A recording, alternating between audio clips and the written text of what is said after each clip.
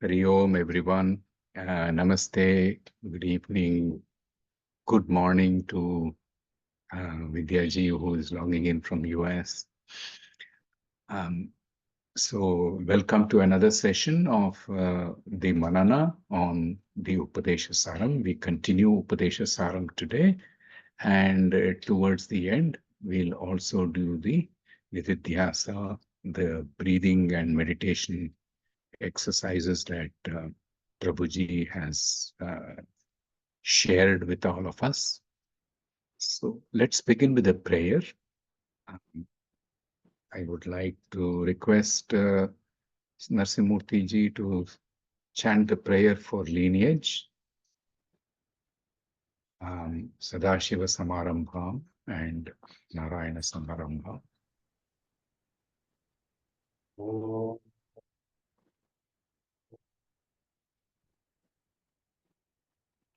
Oh. Oh. Sadashiva Saram Shankara Tasmada Paryanta Vande Paramparam Shruti Smriti Purana Alayam Pramayam Namami Bhagavad Shankaram Lokashankaram Shankaram Shankaracharyam Keshavam Adarayanam Suktabhashyati Vande Bhagavantav Punah Punah.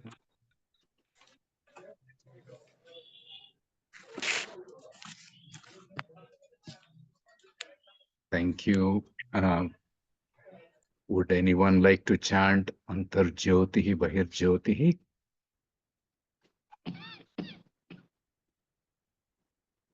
Varun, would you like to chant?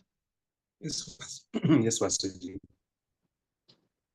Om Antarjyotihi Bahirjyotihi Pratyakjyotihi Parat Para Jyotireva Jyotihi Swayam Jyotihi Atma Jyotihi Shivosmyaham. Thank you, Varunji. This is a wonderful prayer offering our respects to the light of awareness, the light of witness, Antar Jyotihi, the light that shines in our inner world, our thoughts, feelings, and emotions and sensations. Bahir Jyotihi, the light that shines in the external world. Pratyak Jyotihi, the light that shines apart in silence too. Paratpara, the supreme light, we bow down to that light.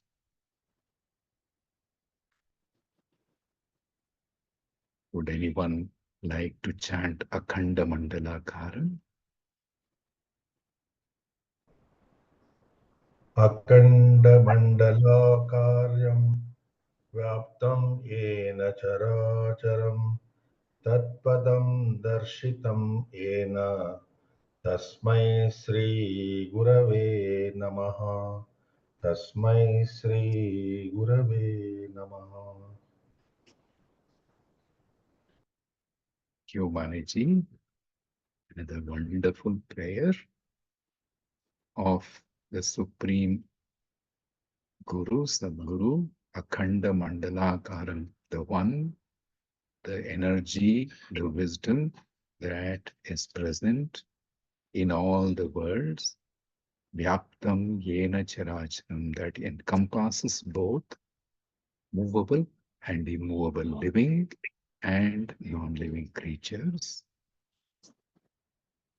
To that energy, to that wisdom, to that jnana, I bow down. Tatpadam darshitam yena, the one that shows the way of wisdom, I bow down.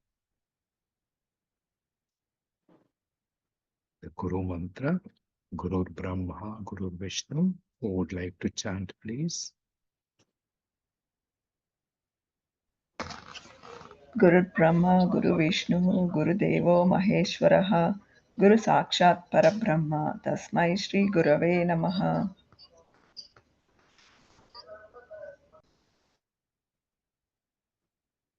Thank you, Vidyaji. So let us begin with today's session.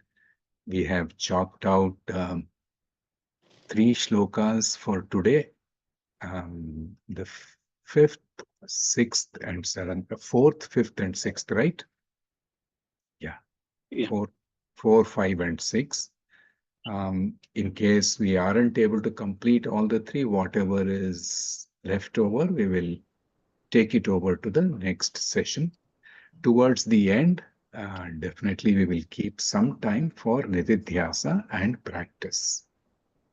I hope all of us have been able to practice the meditation that given in the videos by Prabhuji, in the single video that we have shared in the group, 10.2, the breathing exercises with the focus on the Shambhavi Mudra, with the focus on the Agnya Chakra. Wonderful. Yes, Vasaji. Very nice. Yes, Vasuji, we have done. I have done. Thank you. Yes. Wonderful. So let's begin. Shall we start with the 4th shloka? Does anyone want to bring up any point? Before that, just shall we spend 2 minutes in recapitulating the first 3 shlokas so that the continuity will be there? Sure, sure. So in the first shloka, we learned that by the ordain of the Creator, fruits of actions are attained. Therefore, actions are not supreme. The second shloka gives further reasons to strengthen the statement that actions are not supreme. The second shloka says, fruits of actions are temporary and these fruits fade away soon. However, they generate a huge ocean of karma that brings about our downfall and halt our spiritual progress. The third shloka shows us the way to reroute our spiritual journey so that this huge ocean of karma can be avoided. For this, just perform all actions without desire for their fruits. Take karma siddhi and asiddhi, that is completion of the task and non-completion with equanimity. Take the karma phala siddhi and asiddhi, that is attaining the desired fruits of action or not attaining it, also with equanimity. And offer all actions to the Lord. Do all actions as mat karma and madhatta karma. So this is in brief the first 3 shlokas. The 4th shloka starts. 1 minute. Kaya. Oh, yeah, no. 1 minute. Ruchi, thank you so much for the recap. Is everyone okay, aligned to these 3 shlokas? Does anyone want to bring up any questions regarding the first 3 shlokas that we have discussed so far?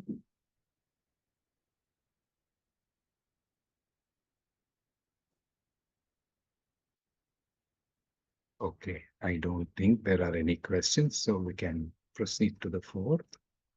Can you chant the 4th shloka? Yeah, the 4th shloka reads as Kaya Vagmanaha Karyam Uttamam Pujanam Japaschintanam Kramat. Pujanam Kaya Karyam, ritualistic worship, a bodily action. Japam Vak chanting, a verbal action. Chintanam Manakaryam, contemplation and meditations, which are mental actions. Uttamam are superior to one another. Kramat, in that order. The worship which is Kaya Karya. Kaya Karya here means not only body, it also includes manas and vak. Japa, which is vak karya, which includes manakarya, and chintana, which is purely manakarya, are superior to one another in that order.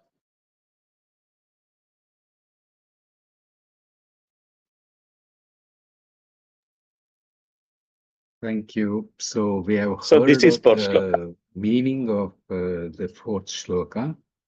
Kaya Vangmanaha Karya Muttamam Bhojanam Japa Chintana Kramat. So from this shloka and meaning, what is our understanding? Does anyone have any questions? When somebody asks questions, I would request everybody to share so that their understanding, so that the manana happens in the spirit of sharing.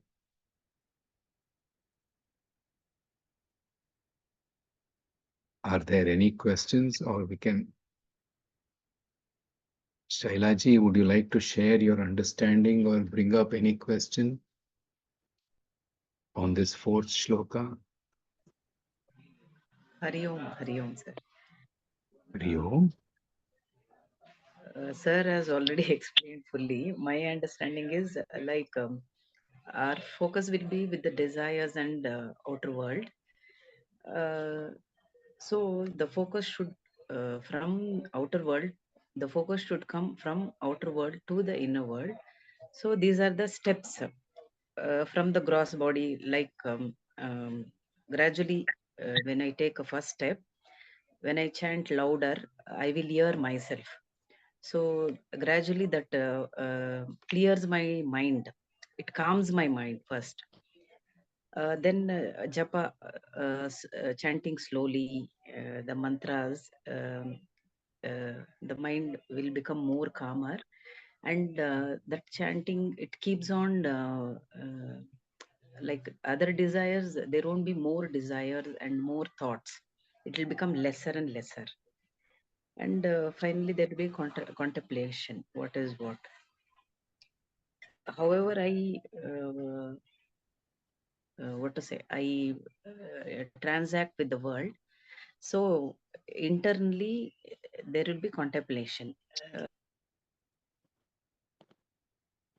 Yes, this is my. Wonderful. Wonderful. Thank you. Thank you. Thank you for sharing. Okay.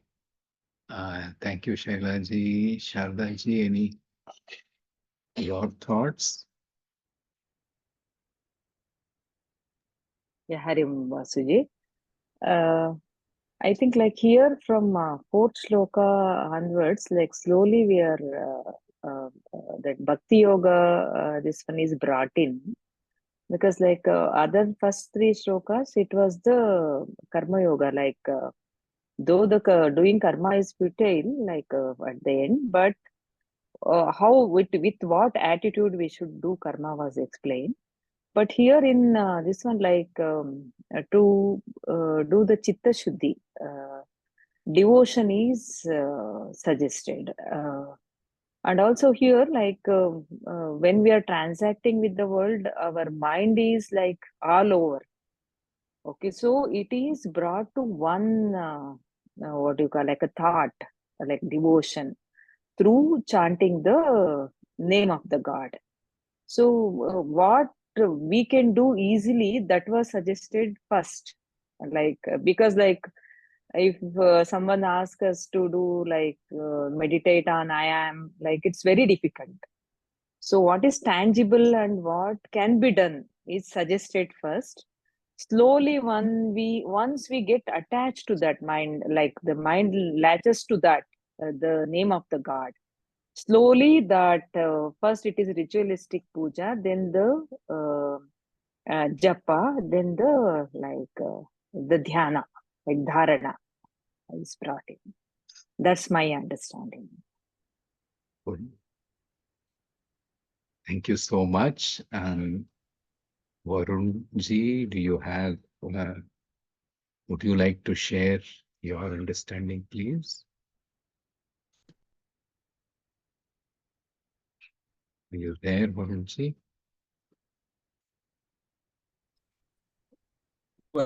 Yes.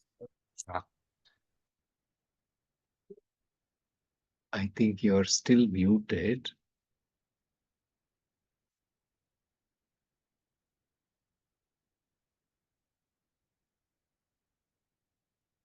He may be having some connection issues, internet. We can move on to somebody else. Varunji, when your connection gets okay, you can please come back and start talking after the next turn. Narsimurthy ji, would you like to share your understanding? You are muted. Can you please unmute? Hari Om Vasuji. Hari Om everyone. Actually, this shloka is the continuation of first and third shloka. First shloka says that without God's grace, nothing can happen. And in the third shloka, we have to move on to Ishvara Prasada Buddhi, Ishvara Arpita Buddhi. So how to move in that direction? Because the context of this text is that we are all coming from workaholic background. So when we are workaholic, we are working for our sense pleasures, sense gratification, which is worldly in nature, temporal in nature. So all our sense organs, mind, everything is working towards the external world. So Prabhuji clearly mentions that this direction has to be reversed. So this direction, reversing our senses towards mind and mind towards beyond, is what Prabhuji is suggesting. So according to Ramana Maharshi, there are 3 types of sadhakas. He gives an analogy of wet charcoal, dry charcoal, and gunpowder. So in this Kaya, Vak, and Mana, it is given in order, one order. Mana is superior, Vak is next, and Kaya is the least. It is because the wet charcoal, I think, people like me, we don't have any background, and it is wet charcoal. So first, that wetness has to be dried out. So to dry out that wetness, before it catches the fire, we need to go through some exercises, some practices, so that our mind becomes flexible, our mind listen to us, and we can direct it in the opposite direction. So otherwise, our mind doesn't listen to, doesn't honor our instructions. So this is generally called, I think, Chitta Shuddhi. And Prabhuji also gives an analogy of pre-programmed mind. Our Chitta is nothing but pre-programmed mind. We mostly react actually. We react, and that reaction is pre-programmed. And to reprogramming that, there is a little freedom to reprogram that. So that independence we are using through bhakti, through karma, to reprogram our mind so that we can go to subtler level.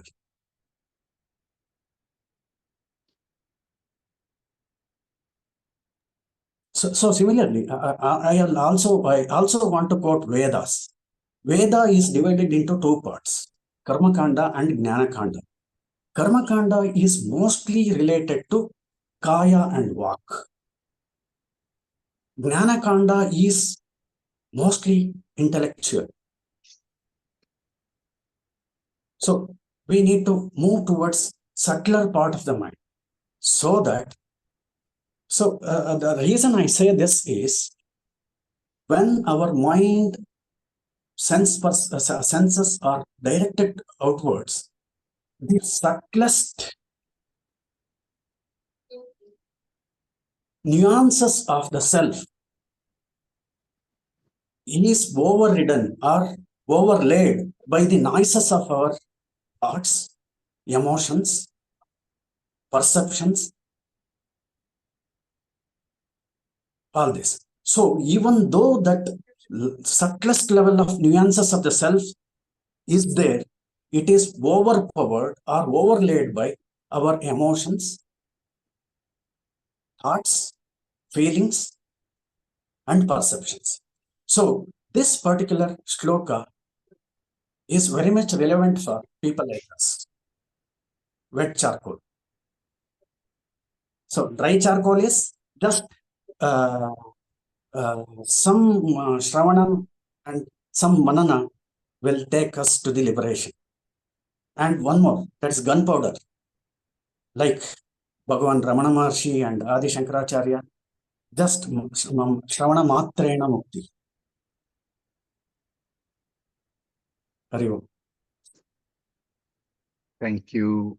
Wonderful, Nrsimurthy ji. Vidya ji, would you like to share your understanding of the shloka?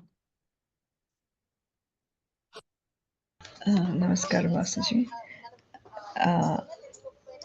What our Prabhuji was said that we had to go from gross to subtle, from physical to physical, mental to voice to pure consciousness, mind to pure consciousness is the final one.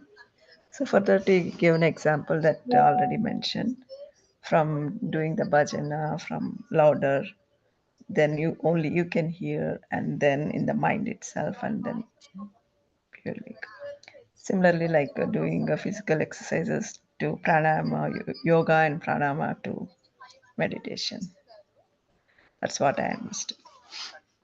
Thank you. Okay. Wonderful. Wonderful. Aneji, your thoughts, please. Just like I would like to add one thing. Prabhuji says many are struck at outer level, will never go inside. So many people are really not know what is inside. We are only concerned about outside. So this is a very great opportunity. With all these great masters, we are able to understand what is inside, what is outside. Even that preliminary things many may not be knowing about sadhana and all that. That's one thing I wanted to add, and most of the things everyone has explained very well. Thank you, Maneji. So wonderful. Varunji, are you able to, is your network okay now? Can you share your understanding? I will try, Ji. Not sure if my network is Yes, stable. yes, please. Yes, Ji, say, like not everyone can directly go to contemplation and meditation. So there is a progression from, starting from where we are to reach the end state.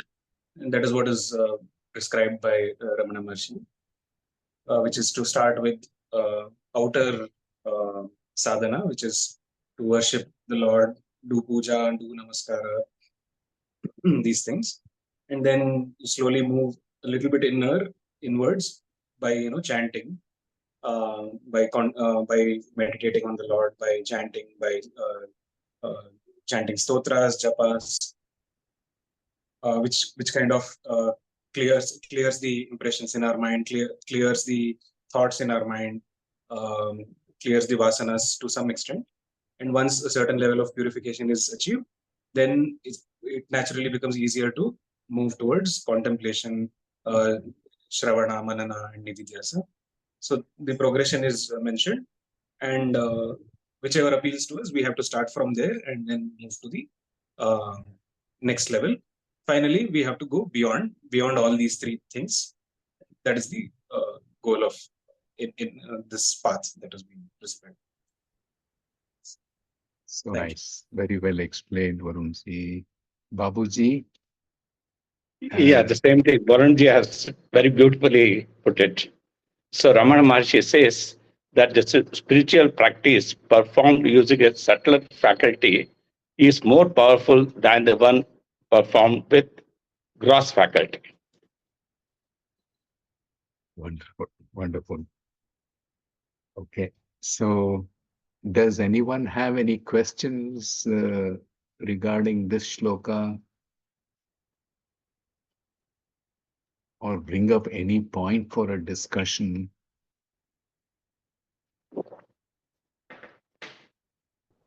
One thing I would like to, this level of sadhana Prabhuji has mentioned is from grasser to settler. So we are experiencing noise inside and outside, so much of noise. So the settlest is the silence. So in the silence is always there. The noise, once it is stopped, you can experience the silence. So we are unable to experience the silence because of our noise outside and also inside the mind. Both have to be stopped to experience the silence, which is the highest sadhana, and that merges with the Brahman. So we are slowly go to that highest level. Prabhuji mentioned mind and beyond. So beyond is the silence. Very nice, very nice. So I think at this stage, how many of us feel that this shloka, fourth one, is bhakti yoga? Is it karma yoga or bhakti yoga?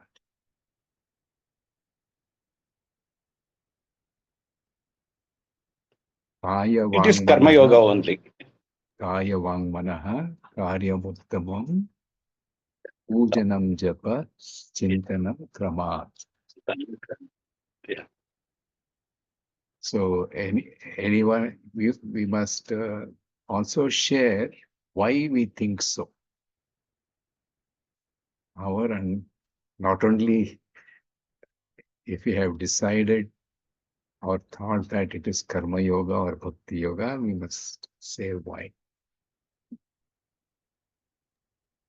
Anybody else thinks differently because we had a description that it is moving to bhakti yoga?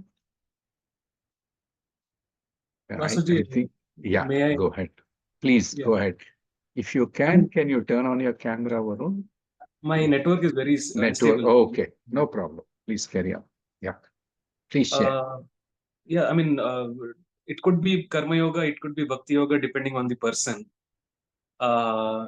Maybe a person who's not, still attuned to bhakti, for him it is just a mechanical action to begin with, but then eventually he might develop bhakti and move towards that. So it depends on the person's, level. That's what I wanted to highlight. All right. So if we take the shloka and its meaning, if we try to decipher the shloka and its meaning along with Prabhuji's talk on this shloka, fourth shloka, what is Prabhuji saying?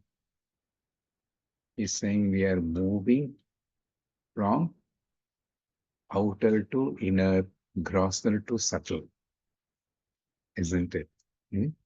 By physical action at the outer level to verbal action, which is gentle chanting, and then to the psychological action as contemplation. What is the shloka also saying? What is the shloka saying? Kaya Vagmana Karya. Karya Muttamam. Yeah.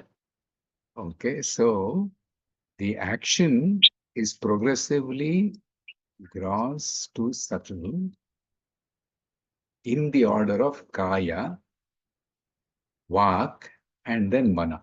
Kaya is the body, Vak is the speech, and Mana is the mind. Now put 2 and 2 together, and then let us see whether this comes under Karma Yoga or Bhakti Yoga.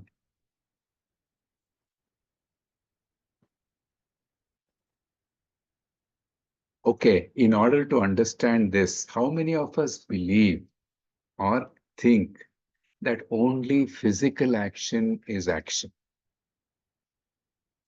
How many of us think only if I move the phone from here to here, it is action?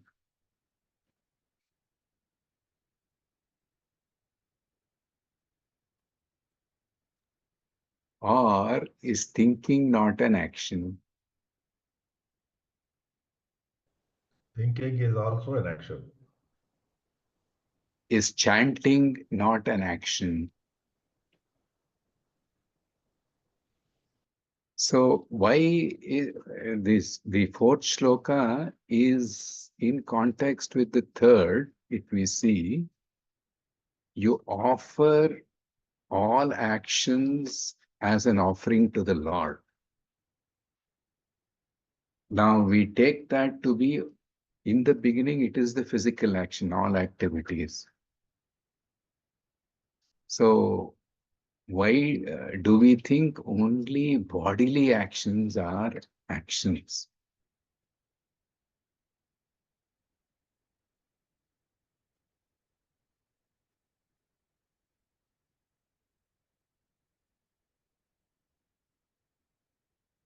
You are unmuted. People who want to speak, I mean, you are muted. People must unmute and speak, please. If we Here. action, if we inquire into the action, how is that action is originated? We need to trace back to that origination of the action. So Wonderful. physical action is actually originated by a thought, is governed by the mind. So kaya, vak, and anything that we do at mental level, that is also an action. So if I want to put it in a perspective, as Prabhuji says, it is programming and reprogramming. We have limited freedom to reprogram our personality. We have So limited. let's take this one part Yes. and see whether we consider just the physical action as action, but leave out the verbal and psychological part. Is that the understanding? Okay, if we just stick to that, Yes. Then we'll proceed further in the next shlokas also. Okay. I mean, the points are valid. Yes. Also, whatever you have said. So what is your thought on the action? Is something talking? Is talking not an action? Talking is also an action. Okay, then thinking, is it an action? It's also an Thinking action. about action. Okay. Now, Shardaji wanted to say something. Please. Yeah, all these come under the category of action only. Because, and also they have all the aspects of karma, like karma pala is there, agency is there, and also like papa punya dimension is there. So everything is there in that, like that's why it comes under karma category. Yeah. Karma. Thank you so much. Wonderful. Shailajaji, Vidyaji, do you want to say anything about this?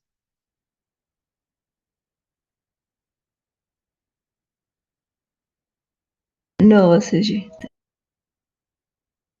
So everything is an action. The only thing, like many of us have said with reference to Prabhuji's talk, there is one is the gross action, and progressively it goes subtler and subtler. Now, why is there? What is the difference between external action, which is chanting loudly or performing a puja, physical action, and chanting softly? That comes in the next shloka. We'll reserve that there. But right now, why is there a movement from gross to subtle, even in terms of action? Do we agree that actions by the body is gross? Yeah. Yes, isn't it? Then action by speech is a little subtler. Subtler means what? Even without physically hitting anybody, I can hit them with my words.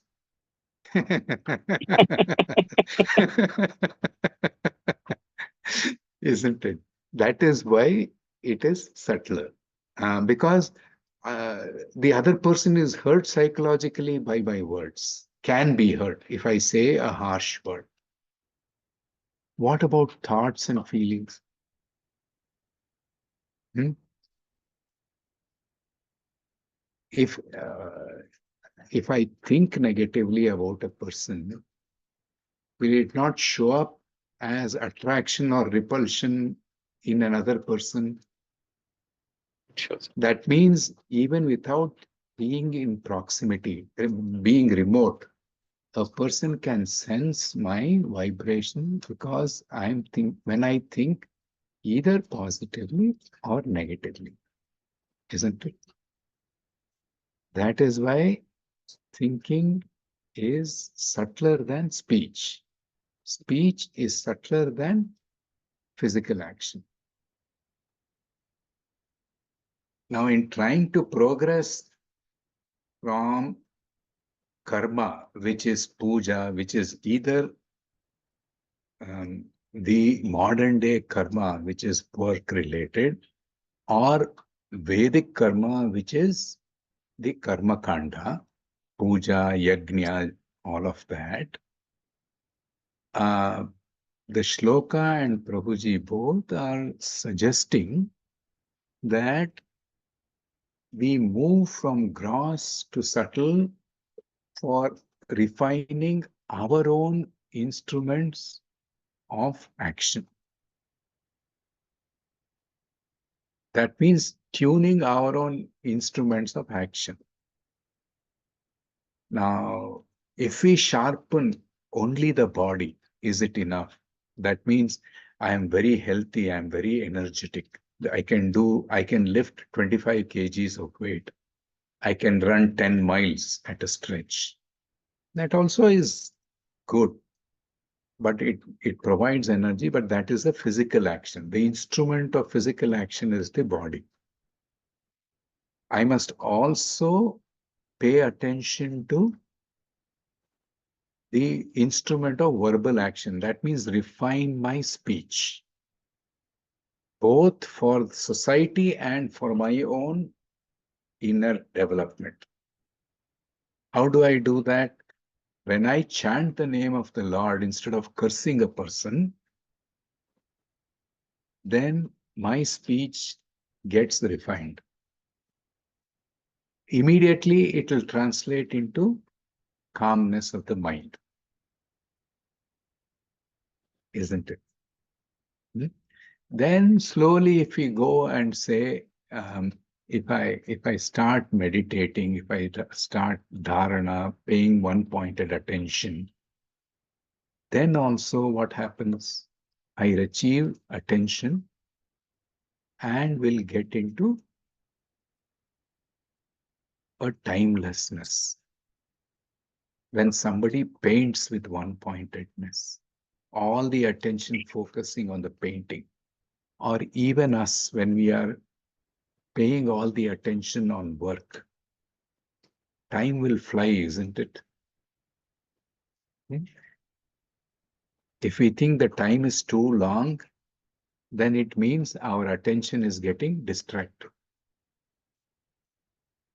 So, what does one-pointedness lead to? If we pay attention and move to the intellect or the mind and pay attention to focusing the mind, then our mind, the experience or the fruit of that is even subtler than the fruit of chanting, which is a peace of mind or timelessness, a state of getting beyond time, at least for that duration, isn't it? So that's why if we do this, then what happens? Is it only for this? It will also have its impact in our transactional world. That means our action will be efficient as I gain more and more control over physical action. As I gain more and more control over my speech, what will happen? My communication and my relationship will be better with my colleagues, with my family members, with my friends, because I will be able to relate to them, they will be able to relate to me. Would we not love to be in the company of a person who speaks nicely rather than speaks very harshly? Then if I'm actually one-pointed, that means I'm in the present moment with people, then the quality of presence itself will actually bring about change and influence in people around me. So as we think this is only for spirituality, its effect is everywhere. It's on myself, kaya, vak, manaha. All three impact me, and all three progressions impact people and things, situations around me as well. So now let us see, is spirituality not practical? Why will we think Vedanta is only for retired people? It is also for people who work and are in business. Somebody has put some idea, after retirement, I will start studying Veda Upanishads. Wrong idea, isn't it? So just going inward means not sitting for 24 hours and thinking. It is to refine all the three instruments of action: the body, the speech, and the mind. The mind includes emotions and intellect, reason. It has double benefit. It will help me pay attention and understand myself. It will help me pay attention and understand others. Direct benefit is benefit in relationship, others. Understanding myself, direct benefit is jnana. Overcoming wrong understanding.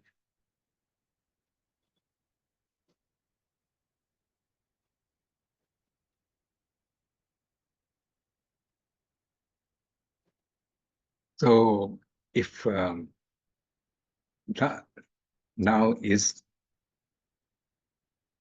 why is it that again the people mentioned here, I will throw this question and open up for discussion. Why is there a a progression in a particular order mentioned in this shloka, Kaya, Vak, Manaha. Why has Ramana Maharshi not said any other order?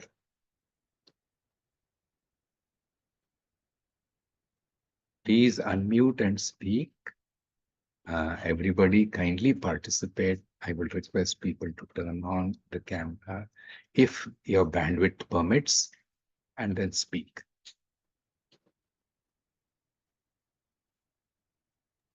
Because of the ignorance of BMI. Okay. What happens because of the ignorance of BMI? Why is there a, in what way, in what context is that a reference to that order? Because it is there my in the talk also. Yes, please. Yes, Shailaji. focus is always outward, and there is the mind is there is no clarity in mind. This chanting bhakti yoga leads to karma yoga, then purifies the mind. So Wonderful. You said it all. Because our mind in the beginning is outward focused, then when it's outward focused, what happens? The mind, the eyes are open. Where does the mind go? the Panchendriyas is outwards. Where does it go? Where does, for example, where do the eyes go? What happens when the mind is outward focused? All the senses acts. Correct. Okay. Does it stay in one place? No. It will go to every other multiple places. It will divide its time because the world is attractive and the world has variety. So what does the eyes do? The mind also wants both. It wants attraction and variety. Today, rice and rasam and beans curry. Tomorrow, rice, rasam, beans curry. Day after tomorrow, rice, rasam, beans curry. Will you not protest? Yes.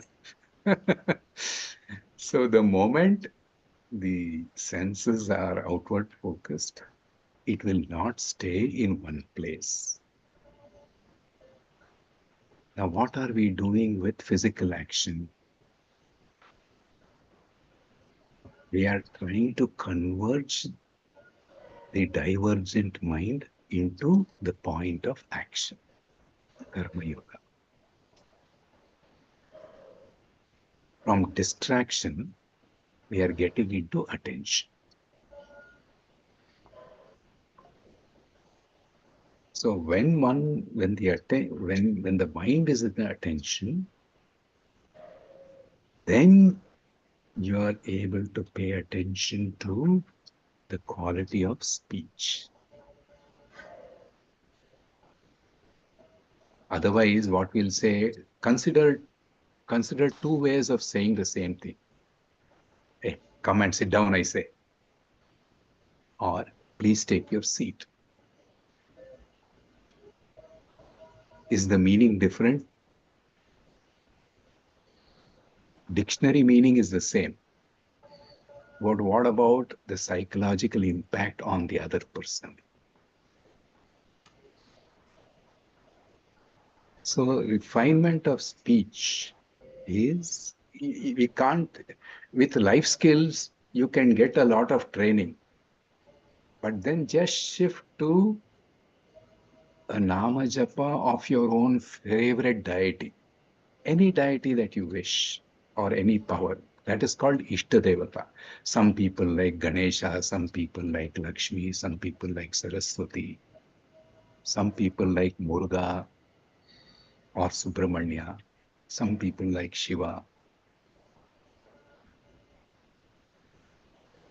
And in that comes refinement of speech. In addition to refinement of attention, increase in attention. What was there in physical action also accrues in this verbal action, plus additional benefit, refinement of speech. Similarly, you extend it to psychological action, mental action. You will see that the first two benefits come automatically into psychological action, plus addition, peace, peace of mind. So outer to inner is because the mind is outward focused, as Shardaji rightly said. And it is, we have to take it from outer to inner or gross to subtle, because that's the only way to understand my own true nature and true nature of the world, and therefore my relationship with the world, my true relationship with the world. Otherwise, I'll take myself to be the body, the world to be on. I take myself only to be the body, this body, and I will take the world only to be the forms that my five senses can grasp. And my relationship with the world is only of utility, exploitation. What is in it for me from the world? Will any relationship work like that for long? Between husband and wife, simple thing, if both of them think what is in it for me, only take, no give, will it work? That's why even transactionally people have said give and take. What comes first? Give. Giving comes first, after, then only taking. Even in profession, when do we earn our salary? On the first of the month. For which month? For the previous month. So giving the job, giving the skill, giving the knowledge to work comes first. Earning, taking the salary comes after giving. So the natural law is giving first, taking next. But somehow the impure mind has twisted that and made it reverse, which may temporarily work, but not for long. Okay. Shall we move on? Any questions there? Or shall we move on to the next? Yeah. We will move on, Vasuji. Yeah. The next sloka says, Jagata Ishadhi Yukta Sevanam Ashtamurti Brut Deva Pujanam. Jagat Sevanam, serving the world. Dhi, with the understanding. Isha Yukta, it as the manifestation of the Lord. Deva Pujanam is equal to worshipping God. Ashtamurti Brut, who has Ashtamurti, who has the eightfold forms, that is the Panchabhutas, sun, moon, and consciousness. So, serving the world, considering it as the manifestation of God, is really the worship of God having eightfold form.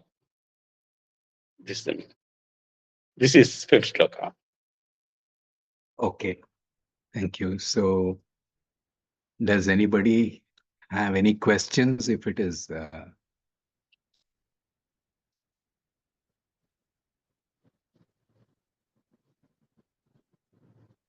so how is this shloka, the suggestion in this shloka, worshipping the Lord, worshipping the world as the form of Lord, better than worshipping a particular form of my Ishtadevata?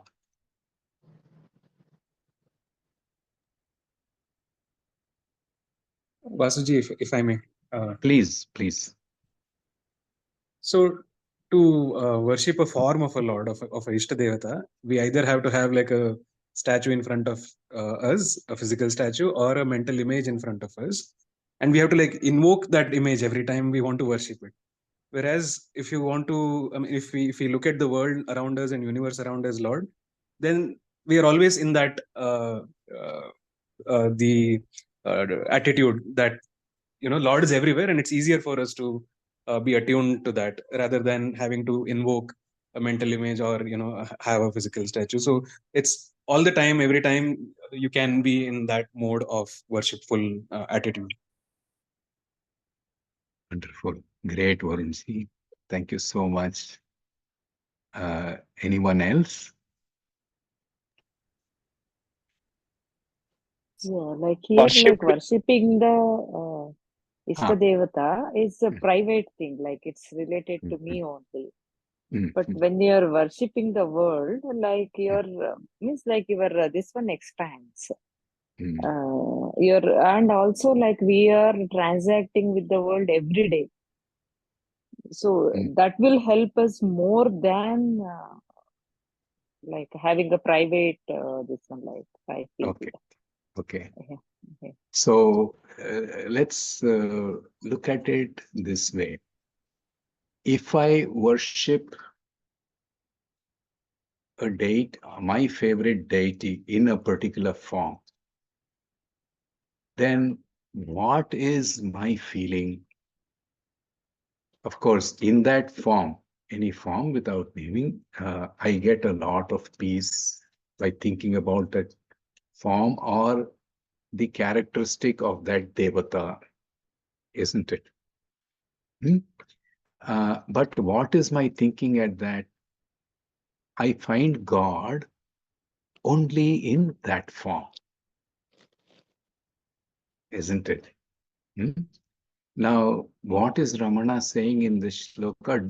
He's not asking us to worship every form in the world. What is he saying? Serving the world. Serving the world. That means acting in the world as if it is the eightfold form of the Lord, is the form of the Lord, is the worship of the Lord. What does it mean? Tied to the third shloka, Ishwararpitam. For example, if there is a plant or a tree, and then if I see that I don't want to harm that tree and my car is going past, will I stop? If it's coming, if it's bent down, especially in the monsoon these days, the branches are drooping and coming to the world. Now, if I take care to just navigate, not to simply drive straight, I am safe. I can just drive through and hit the branch or the twig may get damaged. If I just go and gently straighten it or tie it together such that it doesn't droop and then pass by, then I am actually worshipping the Lord.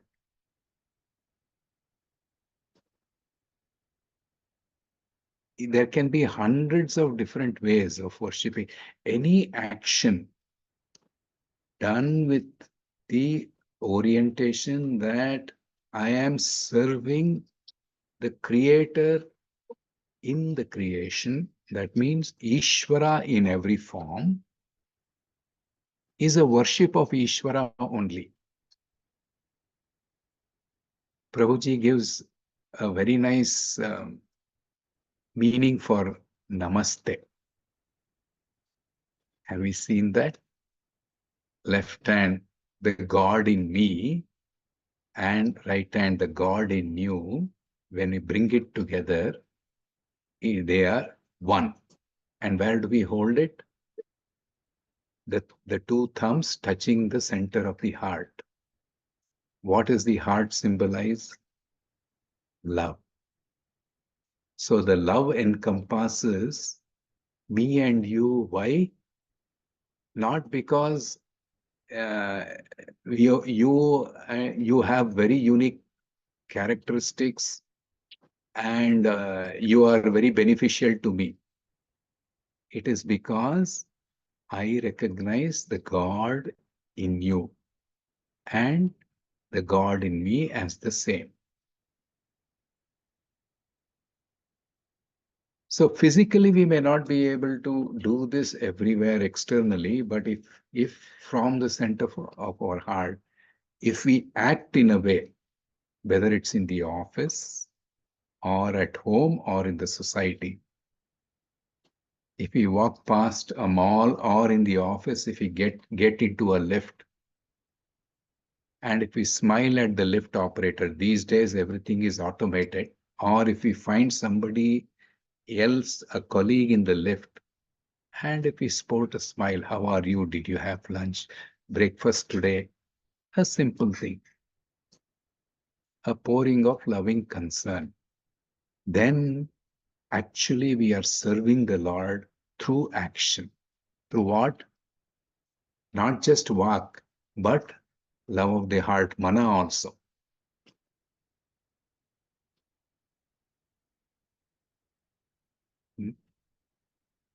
Many times when on the expressway, highway, we pass by the toll, it's true here, there's a toll operator here who will manually push the gate up after paying the toll, even though there's a fast tag.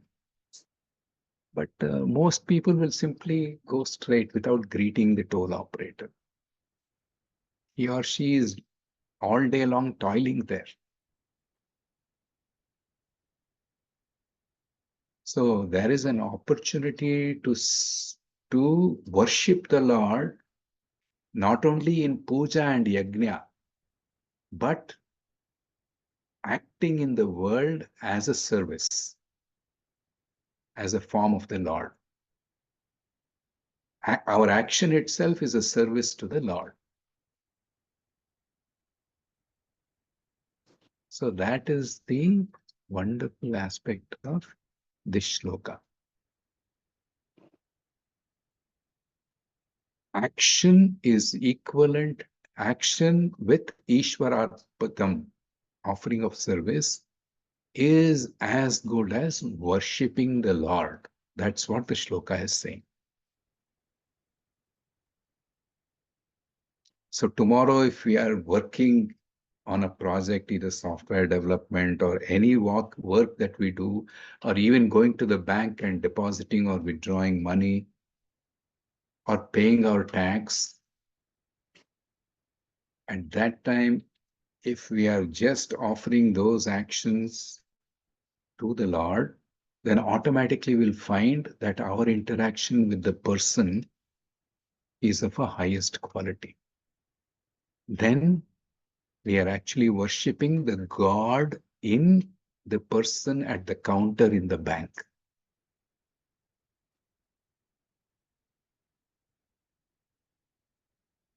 We pick up the phone, our broadband has been off because of the rains. If we shout what at the poor operator in the call center who takes the call, then what is it? Is it worship or my ego? So it is so opportunity of worship need. This is a very wonderful thing, saying that the worship need not take only the form of worship. It can take the form of action as a service to the Lord. Any type of action.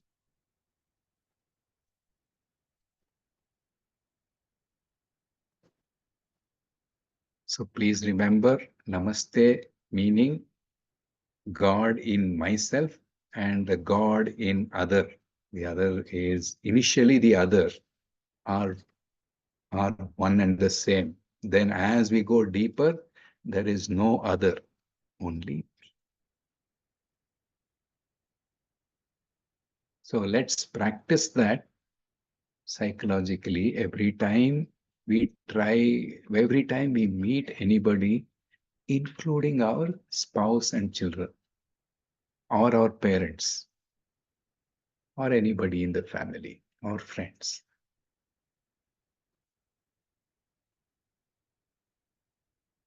Physically, we don't have to do this to everybody. If we can do it. But people will think in the office, if we go and do this, they'll think we have come from, we need a counseling or psychiatric treatment. But the attitude and the action are important.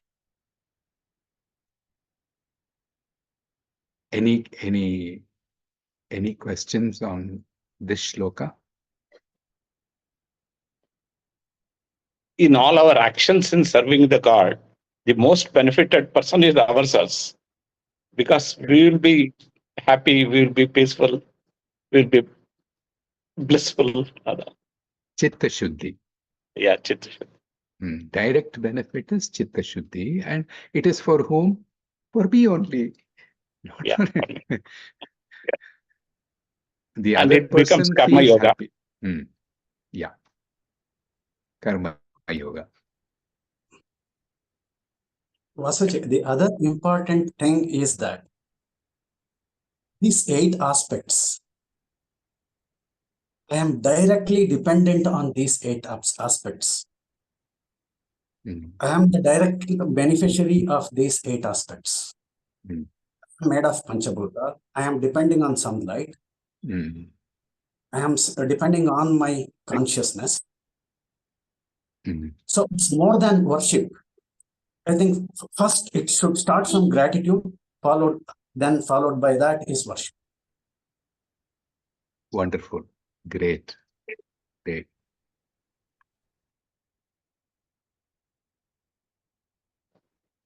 So if we look at our own thing, this individual, this composite, what is it made of? Can we look at the eightfold aspects of this being, this individual, each of this individual? It is the 5 elements, Panchabhutas. That means this body made up of the 5 elements. Then sun and moon are the 6th and 7th. What is that? Sun represents the intellect, moon represents the mind, the emotions. Then the eyes. What is the eye? The consciousness. So I'm also Ishvara, not egoistically, but in essence. As consciousness, I am Ishvara. Are you different? Is Srinivas Babuji different? Is Narsimurtiji different? Are they? Do they have these eight attributes? Does Shardaji also not have 8 attributes? The Panchabhutas, the intellect, the mind, and consciousness, Ishvara aspect. Does Vidyaji not have the same attributes? Does Varunji not have? Does Maneji also not have? So when everybody has these 8, where is all the variety coming from? Only from the sun, moon, and the 5 elements. It is not coming from the consciousness or Ishvara, the eyes. So what is constant in us? The Ishvara aspect or the consciousness aspect is constant in each one of us. So when we recognize that, we are actually serving, when we work with each other, including this Manana session, when we are conscious of consciousness, we are actually in gratitude with Ishvara, for this opportunity, as Murtiji said, Murtiji said. Also, what is the other feeling? You and I are not different. That means then what happens? If you are me, I am you, what happens? There is only love and compassion. Where is hatred? Where is competitiveness? Where is jealousy? Where is fear? Where is anger? Where is insecurity? So this will become a highest form of worship. Actually, that oneness is happening even now in bits and pieces. Yes, good. And one more thing, Vasuji, in this sloka, I think after listening to your explanation and insight into this sloka is giving the deeper meaning of the adhisthana, I mean substratum. Very nice. Very good. Does anybody have any questions then? Or we shall close with a prayer and then we'll start the practice so that we can stop the recording and practice for some time. Anyone has any questions? Would you like to bring up anything?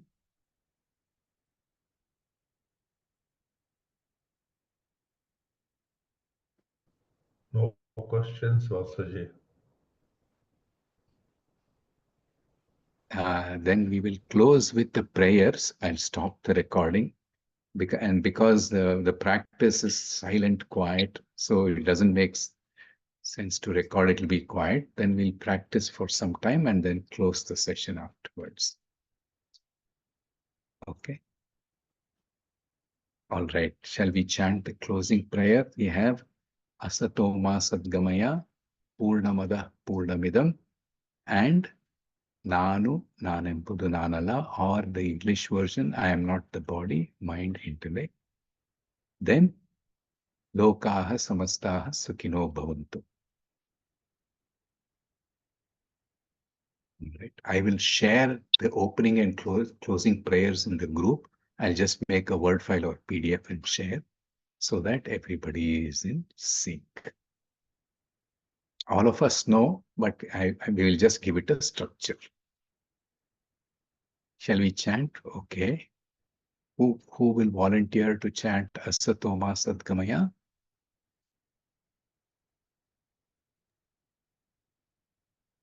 I'll do that. Vasuji. Please. Om Satoma Sadgamaya Namasoma Jyotirgamaya Mrutyorma Tangamaya Om Shanti Shanti. Hari Om. Thank you.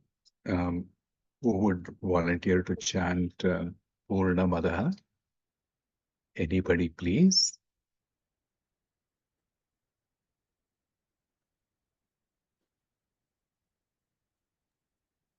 पूर्णमदः पूर्णमिदं पूर्णात् पूर्णमुदच्यते पूर्णस्य पूर्णमादाय पूर्णमेवावशिष्यते ॐ शान्ति शान्ति शान्तिः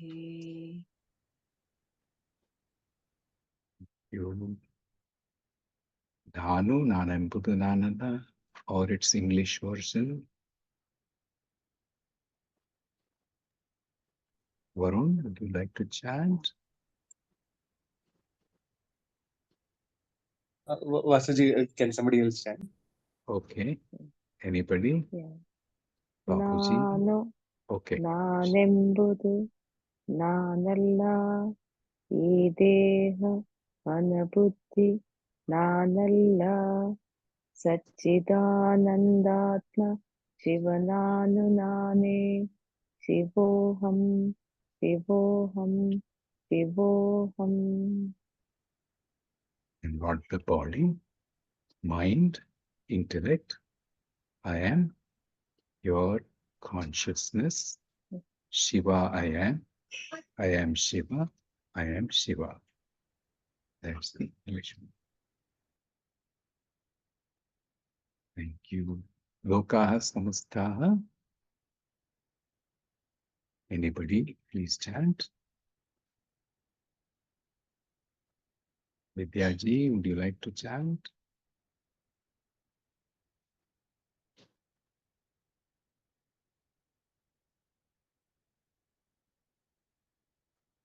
Maneji, Babuji.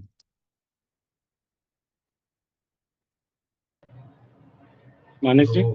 लोकाः समस्ताः सुखिनो भवन्तु लोकाः समस्ताः सुखिनो भवन्तु ॐ शान्ति शान्ति शान्तिः